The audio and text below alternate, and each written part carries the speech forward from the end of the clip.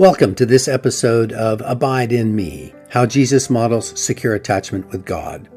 This series is a survey of the Gospel of Mark, looking for how Jesus models what is now called secure attachment, which is the physiological, emotional, cognitive, and spiritual experience of what is often called salvation or regeneration or being conjoined with God or enlightenment, individuation, even becoming spiritual. Through the series, we will discover the benefits of becoming securely attached with God, which is the transformation of one's life into one of joy and satisfaction.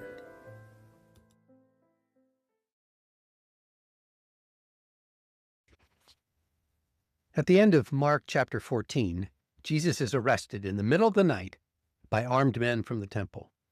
He does not resist. He exerts no power, human or divine. Human beings normally use power to fulfill the divinely implanted drive to survive and procreate. It seems to me that most scenarios in which people protect themselves so that they will physically and psychologically survive are exercises of power.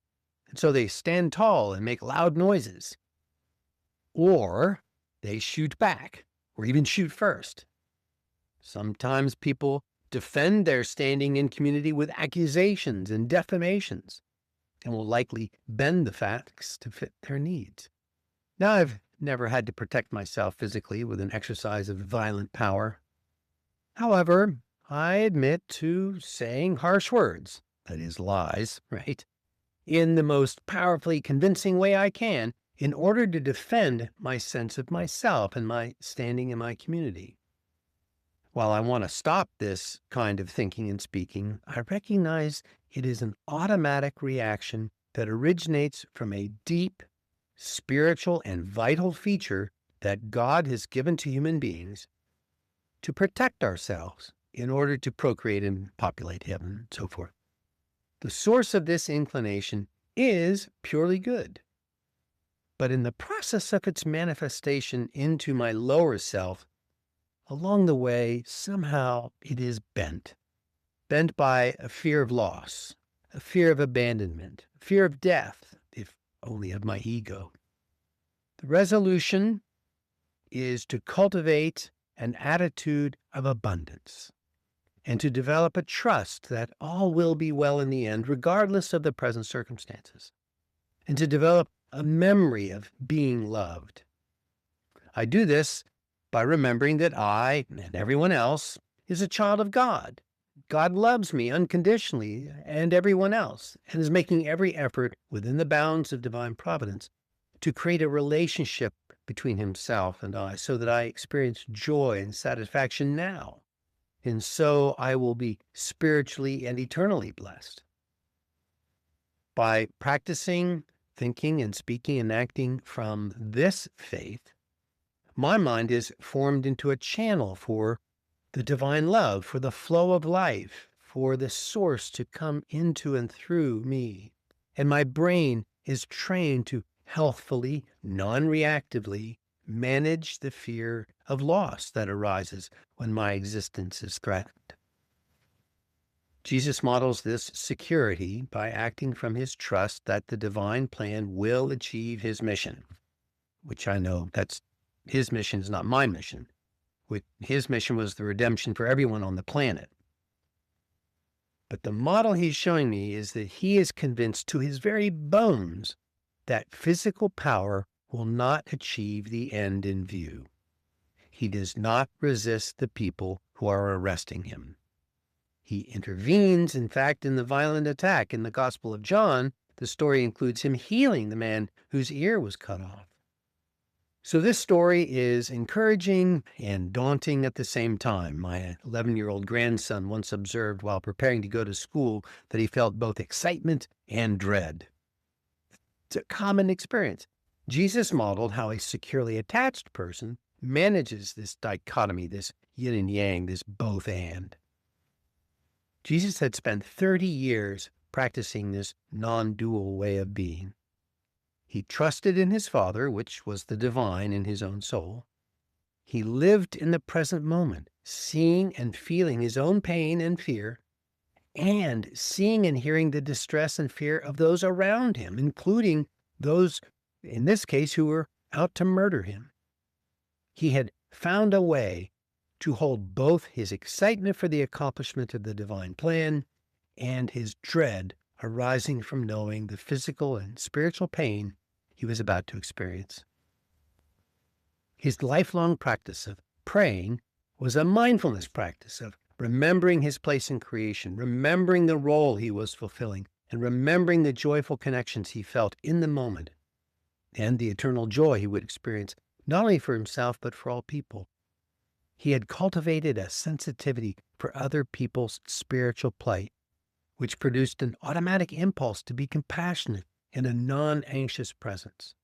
He had discovered that exerting power was ineffective and could even be hurtful. He no longer needed a sword to defend his life and his mission. We are invited to develop, through practice, this equanimity in the face of life's circumstances.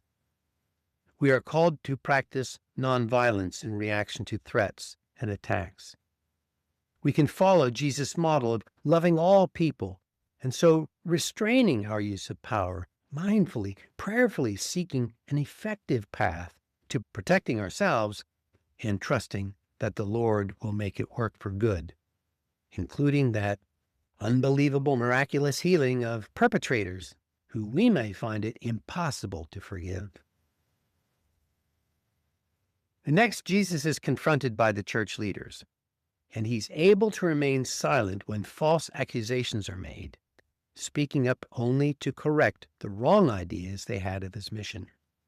He kept drawing their attention to the fact that he was here for this spiritual work of redemption, not for the removal of the Romans or the undoing of the church's hierarchy. It is difficult to explain not being disturbed by threats to my physical or spiritual life. I have learned to distinguish existential threats from other kinds. I give existential threats more weight and attention. I want to see clearly what in me is being disturbed so that I can discover a new relationship with that part of me. I want to be present to the grip of that part has on me and on my way of being, and how it can be agitated and begin to lead me away from peace and security. I want to know all that about myself. I want to cultivate a practice, here modeled by Jesus. Remain quiet and listen. And in fact, also listen for that consistent message of love from God. And cultivate the ability to listen to the distress of the people around me, no matter what their current relationship is with me or what they are saying or doing. I've been involved in a number of conversations which explore the meaning of being silent. Many wise people have said that staying silent is an abdication of one's responsibility. Others have said that silence ought not be considered a sign of agreement or acquiescence. And so I conclude, it depends, right? It's complicated. For the purposes of our exploration of how Jesus models his secure attachment, his silence here must be a model of a good response to a verbal trap. It's not legitimate to ask somebody, when did you stop beating your wife? That's an illegitimate question. It's an effort to trap an otherwise innocent person into self-recrimination. Only a person with malicious intent would frame a question such a way. We don't ask people we love such illegitimate questions. So I suggest that Jesus' silence here is a demonstration of power and strength, of security in his way of being, and the acceptance of whatever the outcome would be in recognition that we cannot control outcomes. Jesus is manifesting a trust in his higher power, which, in his unique circumstance, is his core divinity. Remember, he's fresh from an ordeal in the garden in which he prayed until he sweated blood, and during which he reconnected to his divine spiritual source and was recommitted to the plan for his life on earth. So again, there are these moments we can prepare for when we choose silence as a demonstration of power and strength. Our task is to recognize the moments of trial in which we can practice remembering who we are so that we are not manipulated by circumstances. Rather, we remember that we are loved and that our power is sourced in life itself, in the universe. We can remember that we are on the way, in the flow of life. There are innumerable small moments that we can take the opportunity to practice being mindful of our fear of being contrary, or our fear of not being liked or accepted, or our fear of death, of being cast out of our tribe. Examples of such moments are the small slights of rude people that we don't respond to, the thoughtless response of a friend in hurry that we just let go, or some news of injustice that we recognize we're helpless to fix. We can be intentional in our silence as an authentic response from our spirit. In those more or less important moments, we will feel like our journey to authenticity and integrity is being put on trial. It is an opportunity to follow Jesus by rising above the malicious taunt of some evil spirit who uses that moment to entrap us. Instead of engaging the false accusation, we can remain silent until there's a question we can actually answer truthfully. I would note that this is a deep application of the commonly known rule to count to 10 before speaking, right? Or the rule to wait 24 hours before responding to a challenging email. We can practice mindfully observing who we really are at heart, remembering that we are loved by God and that we can love our accuser while not being manipulated by them. Part of our experience of being securely attached will be the same as Jesus. He actually did break a fundamental law of his society, of his culture, of his tribe.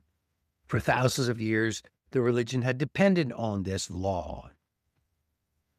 Part of it is that there is one God of heaven and earth, and him alone shall you worship.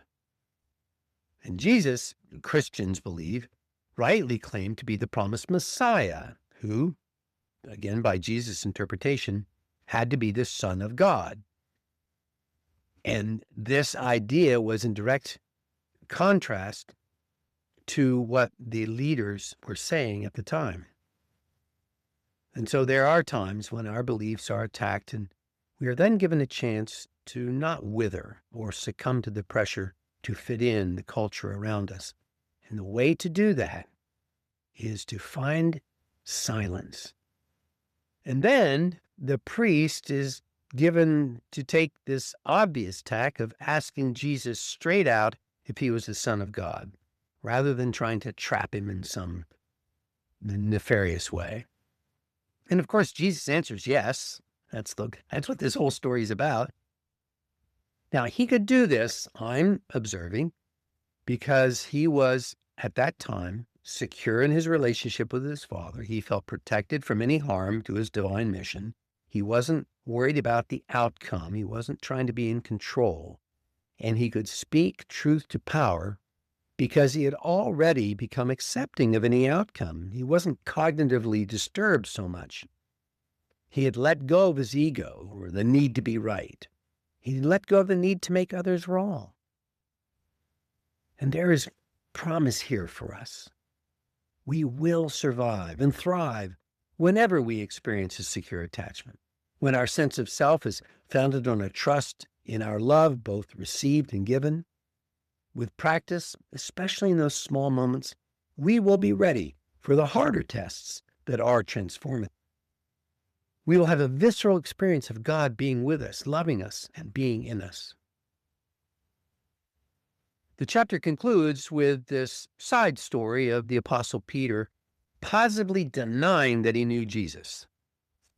In the story, he is said to have made the denial 3 separate times. And the story is made more poignant by the fact that Jesus had predicted Peter would do this before a rooster crowed twice in the morning. I had complete sympathy with Peter. I know exactly what is happening in his brain and his heart. I, too, have lied because I fear being seen as who I really am, believing I would then be outcast. Scripture and science describe the God-given need of a human being to be part of a tribe, a clan, a family, for the sake of survival.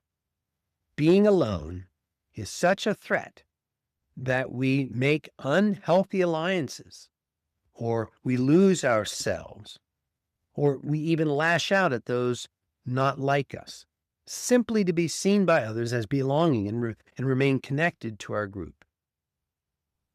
Remember, Peter had spent 3 years with this small group of men and women who had become their family. They'd shared Jesus' mission. They were well organized by Jesus' Spirit. Each person was being made into a servant of the mission and an expression of that spirit of that mission. The process had been long and included failures to stay on mission and terrible spiritual and physical ordeals, shocks to their system. We're told that most of the thousands of people who heard Jesus' message did not stick around. Even the 5,000 he fed, right? Only a few of them ended up actually following him through the ordeal. And the few followers who stayed through it all, the apostles, were murdered by people whose materialism and earthly power were being diminished. Perhaps we miss the pressure Peter was under in this moment. Of course, Peter, standing among the people who were not family, maybe enemies, felt vulnerable. He was a member of this other tribe than those around the fire, and they may be angry at Peter and his tribe. Jesus' mission was threatening their livelihood as servants and the priests and businessmen. The spirit that Jesus evoked questioned thousands of years of tradition and a worldview that was not to be challenged. I can imagine the conversation around that fire was not unlike ones we've all had, sitting at the break room table, at the dining room table, or at the bar. It makes no sense for one person to disrupt the camaraderie or interject a contrary view and so be cast out. And clearly in the story, Peter is not yet ready to manifest any deeper, other-minded self in the high priest's courtyard on a cold night as he watched his beloved teacher being condemned to death. He did not feel safe. So when accused of being one of those others, his brainstem took over, his amygdala fired up, and he had to fight or flee. He did a little of both, as don't we all. First, he swore a denial and then moved to a darker spot where he could still hear and see the proceedings inside. His fear was manifested as thoughtlessness and irritation. A second and third challenge made him even more defensive. He resorted to hyperbole to make himself look scary and less of a target. The lesson I'm getting here is that a more developed, secure attachment would give Peter a greater capacity to tolerate the fear, to see the context. Whether he remains a member of that little group that he's standing among would not be important to him. The present moment, what Jesus was doing, what was happening at that moment, would have kept his attention. He would not have felt threatened, and his prefrontal cortex would have remained engaged, and he would have thought out how to respond to these accusations effectively. Remember, Jesus was standing still and remaining silent as he was accused. This incident reveals that it is typical that each of us is on a journey within a group of others who are like us. Actual loners are rare and often troubled. And yet we all inevitably fail to live up to our group's mission. We might lose its spirit for moments. It will take us multiple experiences in more and less serious circumstances to train our brains to recognize the circumstances, like an argument with a friend, which are not threats to our belonging, and so not become reactive to that threat. We come to realize that our brain will always believe the threat is real, while our spirit, now dwelling with God's Spirit in the flow of life, will know that is not a meaningful threat. It's only a physical one, which is not important. And I have cried along with Peter when I realized that I had been self-centered and unheedful and uncaring of another's pain. Peter's brain needed to unload the chemicals produced in the process of the threat and his reaction now that he understands what just happened. God has designed this process of developing secure attachment to include such meaningful signs as crying. Peter was far enough along in the journey to have his attention caught by the signal of the rooster crowing. He remembered.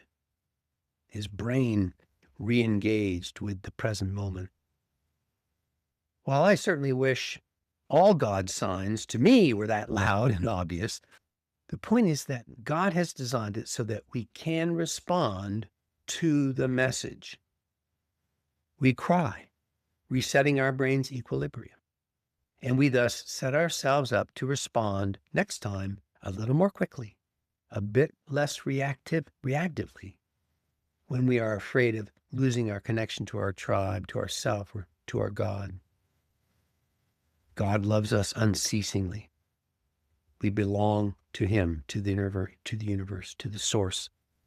It is really sad when we forget that. And when we miss the target and lash out defensively, God is still there, walking with us on the journey. The path is still under our feet, and we are along the way. We remember we have loved. Remember that we are loved securely. We are encouraged to continue by this moment of safety and connection as we experience God abiding in us. I pray this has supported your transformative life, whatever practice you have in your life. I want to thank Solomon Keel for his music, and I want to invite you to make a contribution to this work if you wish and are able through the PayPal link. And I invite you to continue to listen to the next episode. You be well.